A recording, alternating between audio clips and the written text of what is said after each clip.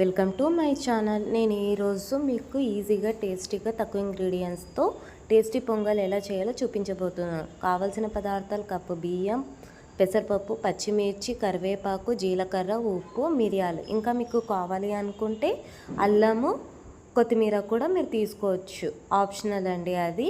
So ఇప్పుడు ఎలా చేయాలనేది మీకు చూపించబోతున్నాం. కుక్కర్ తీసుకొని అందులో బియ్యము, పెసరబ్యాలు వేసుకొని మనం నీట్గా కడుక్కోవాల్సి ఉంటుంది. మనం ఏ కప్పుతో అయితే బియ్యం తీసుకొని ఉంటామో సో ఆ కప్పుతోటే మనం వాటర్ తీసుకోవాలి. నేను ఒక కప్పు బియ్యానికి 3 కప్పుల వాటర్ తీసుకొని వేస్తున్నాను. సో మీకు చూపించిన పచ్చిమిర్చి, జీలకర్ర, కరివేపాకు, మిరియాలు, ఉప్పు అన్నీ కూడా ఇందులో వేసేస్తున్నాను.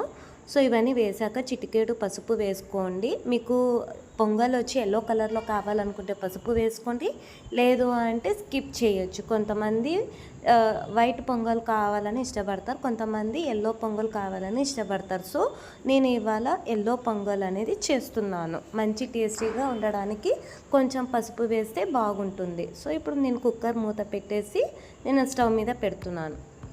సో కొంచెం సేపు అంటే 5 విజిల్స్ వచ్చేంత వరకు స్టవ్ మీద పెట్టుకోవాల్సి ఉంటుంది. చూద్దామండి, ఓకేనా? వెయిట్ చేద్దాం. 5 విజిల్స్ వచ్చేంత వరకు వెయిట్ చేద్దాం మనం.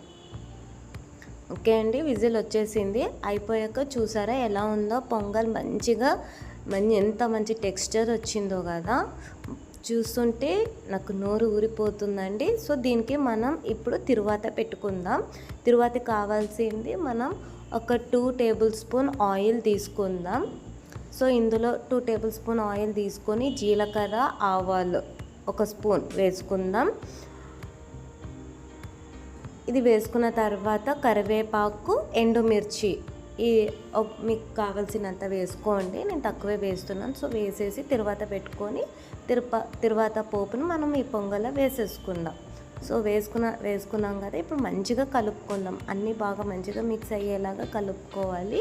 పొంగల్కి తిరువాత పెడితేనే అండి మంచి టేస్ట్ వస్తుంది, చాలా మంచి స్మెల్ అండి. ప్లేట్ తీసుకొని మనం పొంగల్ ప్లేట్లో పెట్టుకొని పల్లీ చట్నీతో తినేద్దాం. చూస్తుంటే మంచి టేస్టీగా అనిపిస్తుంది. చూస్తున్నారు కదా నా వీడియోస్ అన్నీ కూడా. ప్లీజ్ నన్ను ఎంకరేజ్ చేయండి, సబ్స్క్రైబ్ చేయండి, ఓకేనా? చూసారు కదా, పొంగల్ని చట్నీతో తినేద్దాం. ఎలా ఉందో మీరు కూడా ట్రై చేసి నాకు కామెంట్ చేయండి. సబ్స్క్రైబ్ చేసుకోవచ్చు కదా ప్లీజ్. Thanks for watching.